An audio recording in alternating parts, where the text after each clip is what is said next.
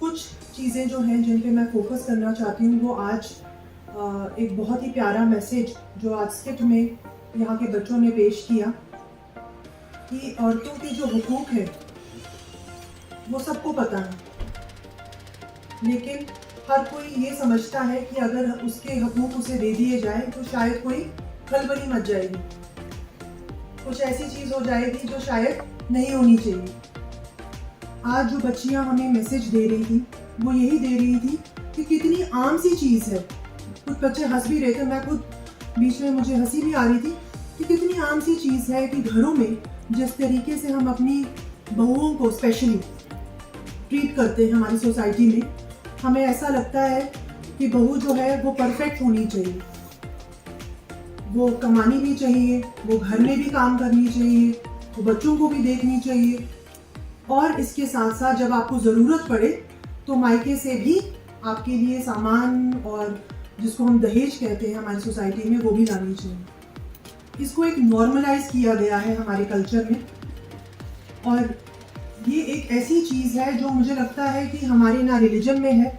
और ना ही किसी भी सोशल पैरामीटर पे इसको कभी भी अच्छा माना गया है। मतलब आप किसी को सुने कि इसने दहेज के लिए जो है शादी तोड़ दी या दहेज पे इन्होंने लड़की के साथ फसाद शुरू कर दिया, तो कोई भी इसको अच्छा नहीं मानता। ये भी हमें पता है कि इसको अच्छा नहीं मानते, लेकिन इंटरनली सोसाइटी ने कहीं ना कहीं इस चीज़ को एक्सेप्ट कर लिया। हाँ, ये तो होता है, हर घर में ये है, इसको क्यों डिस्कस करें। आज मुझे बहुत खुशी हुई कि यहाँ पे इन्होंने इस इतने सीरियस टॉपिक को डिस्कस किया, और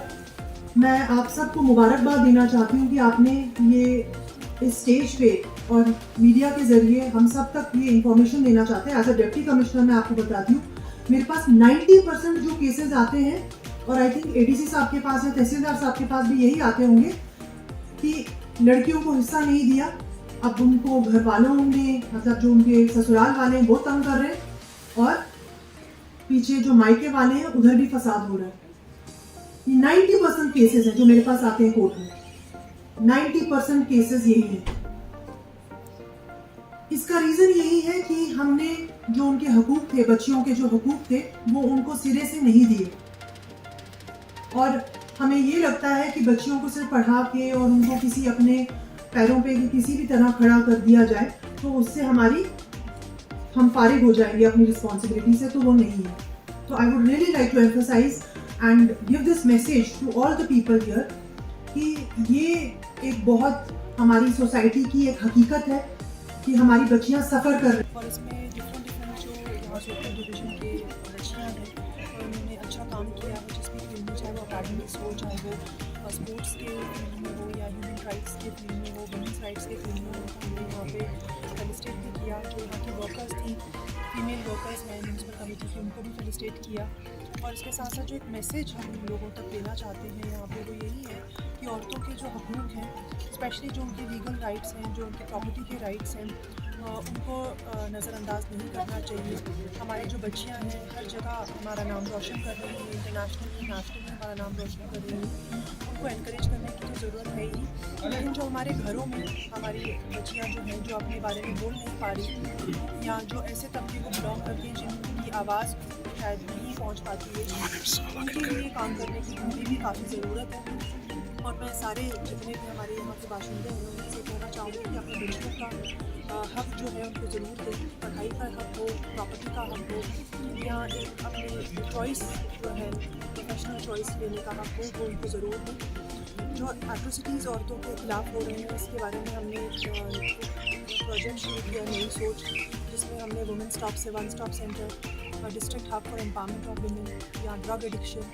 या इस तरह के जितनी भी एक्टिविटीज़ अगेंस्ट वुमेन हो रही हैं उसके लिए हम सेंट्रलाइज तौर से जो है नई सोच हमने लॉन्च किया है। ये मैसेज यही दिया है कि ये वुमेंस डे जो है इसको हर दिन मनाने की ज़रूरत है, और जो हकूक़ हैं औरतों के वो तभी मिल सकते हैं अगर हमारे भाई जो हैं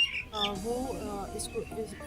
हमारी मुहिम में हमारा साथ दें, उसके बगैर ये पॉसिबल नहीं हो सकता। One of the first district जिसने रिकॉर्ड टाइम में इसको इस्टेब्लिश किया, 200 के करीब हमें केसेस आए, उनमें 90% हमने रिजॉल्व करवा लिए। जो 10% रह गए उसमें या तो डिवोर्स या तो कोई ऐसे इशूज़ थे जो किसी मसले की वजह से उनको लीगल एक कोर्स देना पड़ा, और वहाँ पे हम फ्री लीगल एड भी देते हैं कि मतलब अगर फ्री में किसी को एडवोकेट की सर्विस चाहिए तो हम डालसा के साथ उनको फ्री लीगल एड दिलवाते हैं। मेडिकल किसी को काउंसलिंग चाहिए, साइकियाट्रिक काउंसलिंग चाहिए, वो भी करवाते हैं। तो इस तरीके से मुझे लगता है कि एक सिस्टमैटिक तौर से जो बच्चियाँ अपनी कॉन्फिडेंशियलिटी मेंटेन करना चाहती है, बताना नहीं चाहती कि हमें कहाँ पे हरासमेंट हो रही है, किसी को सोशल मीडिया पे, किसी को घर में,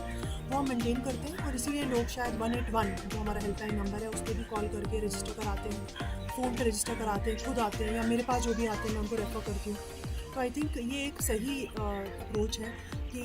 मैक्सिमम केसेस जो 90% केसेस हैं वो काउंसलिंग से ही हमारे रिजॉल्व हो रहे हैं।